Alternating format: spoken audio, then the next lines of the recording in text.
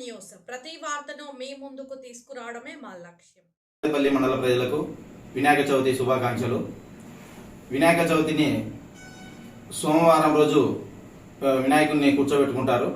సోమవారం మంగళవారం పూజలు జరుపుకొని బుధవారం నిమజ్జనానికి ఊరేగింపుల ద్వారా చేసుకుంటారు.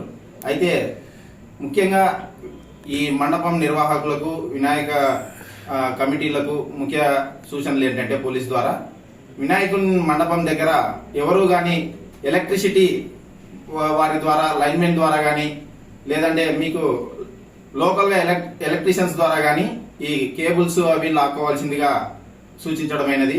అదేవిధంగా ఊరేగింపు నిమజ్జనం అయిన తర్వాత మండపాలని తొలగించే సమయంలో కూడా ఎలక్ట్రీషియన్ ని పిలుచుకొని ఆ కేబుల్ వైర్లు ఏవైతే ఎలక్ట్రికల్ వైర్స్ ఉన్నాయో అవన్నీ నీట్ గా తొలగించాల్సి ఉంటుంది.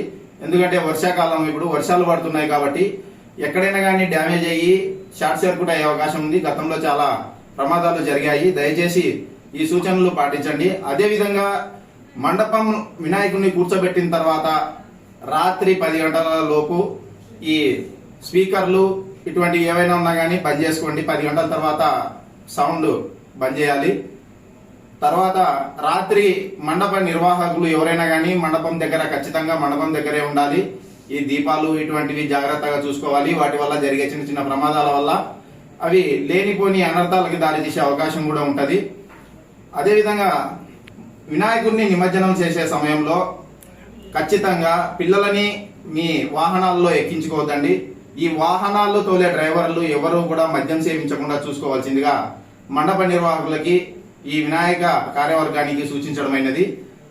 అదేవిధంగా ఎవరిని పిల్లల్ని మీతో పాటు తీసుకెళ్లడం వల్ల అక్కడ మీరు వేరే ఉత్సాహాల్లోనూ వినాయకుడిని నిమజ్జనం చేసే ప్రాసెస్ లో ఉంటారు. పిల్లల్ని అశ్రద్ధ చేసే అవకాశం ఉంటుంది. ఖచ్చితంగా తల్లిదండ్రులకు అప్పగించి మీరు మీ వాహనాలని తీసుకెళ్లవలసిందిగా మనవి.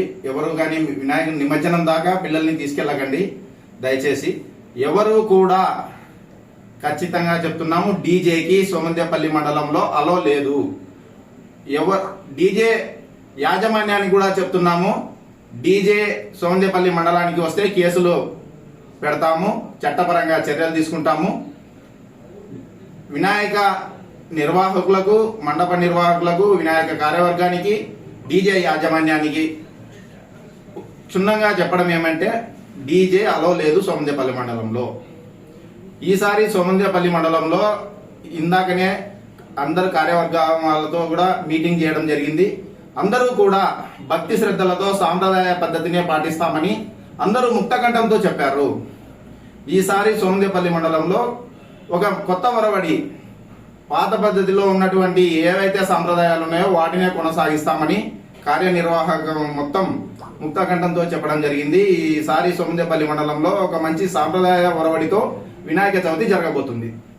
ఓకే, మరోసారి చెప్తున్నాను, ఈ సంవత్సరం సెప్టెంబర్ 14వ తారీఖు వినాయకుడిని కూర్చోబెడతారు. 14, 15, 16 సోమ, మంగళ, బుధ. 16వ తారీఖు వినాయక నిమజ్జనం జరుగుతుంది. సోమందేపల్లి మండలంలో 14వ తారీఖు కూర్చోబెట్టి 16వ తారీఖు నిమజ్జనం జరుగుతుంది. Thank you.